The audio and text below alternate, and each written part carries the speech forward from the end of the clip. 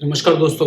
आप सबका एक बहुत बड़ा क्वेश्चन है। हर बार ये क्वेश्चन आता है कि सुशांत का पोस्टमार्टम हुआ था या नहीं हुआ था। आज हम इसी पर चर्चा करने वाले हैं।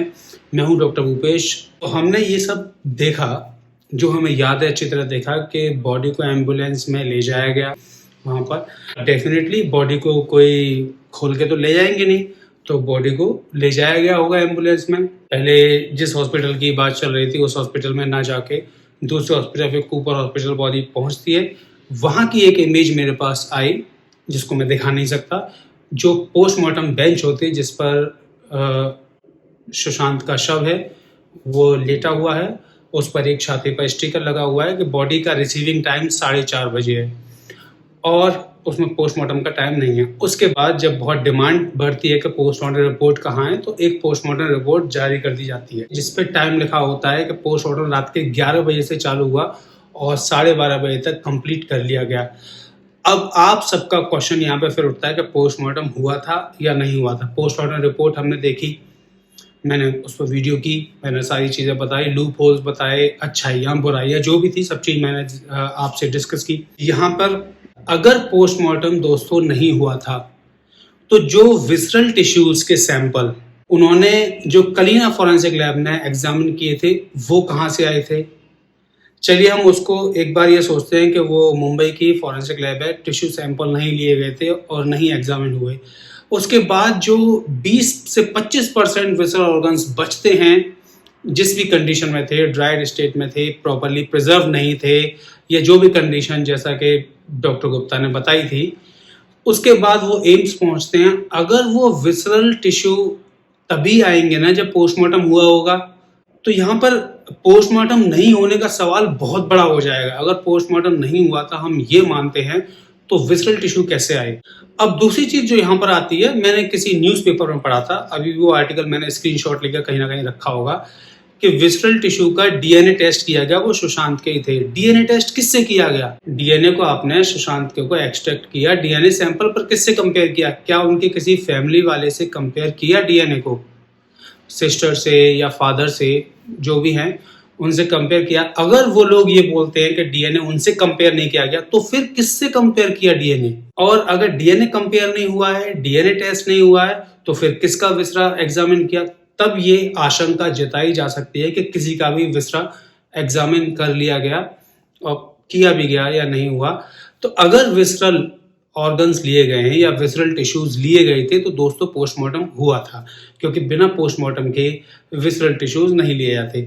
दूसरा आप सबका ये सवाल था कि जब वो क्रिमेटोरियम में सुशांत का फेस दिखने को मिल रहा है तो उस पर पोस्टमार्टम के कोई साइन नहीं मिल रहे।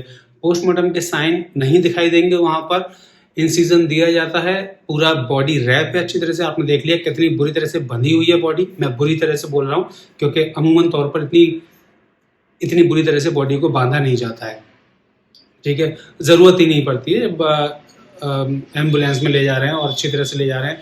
अब कोई बॉडी इतनी डिसऑर्गेनाइज्ड तो नहीं थी कि इतनी बुरी तरह से बांधा जाए, और बिल्कुल शेप में, जैसा कि आपने देखा कि अच्छी खासी लंबी चौड़ी शेप वहाँ पे हो गई है। खैर उस पर हम दूसरी बात कर चुके हैं ऑलरेडी। तो जो आपका कहना है कि चेहरे पर कहीं पोस्टमार्टम का साइन नहीं है, तो चेहरे पर मैं आपको बता दूं, चेहरे पर साइन नहीं होते दोस्तों। एक कान के पीछे से कनपट्टी से दूसरी कनपट्टी तक इंसिजन दिया जाता है, स्कैल्प को खोला जाता है, स्कल को खोला जाता है, ब्रेन टिश्यू लिए जाते हैं। पर यहाँ पर सुशांत के केस में ब्रेन टिश्यू का विसरल ऑर्गन में जिक्र नहीं था। पोस्टमार्टम रिपोर्ट में ब्रेन टिश्यू का विसरल ऑर्गन में जिक्र नहीं था। या तो सर खोला ही नहीं गया है, और अगर खोला गया है तो उसके स्टिच मार्क दोस्तों पीछे की तरफ होंगे, यानी कि ऊपर की तरफ होंगे, सामने नहीं होते हैं, ये आप जान लीजिए।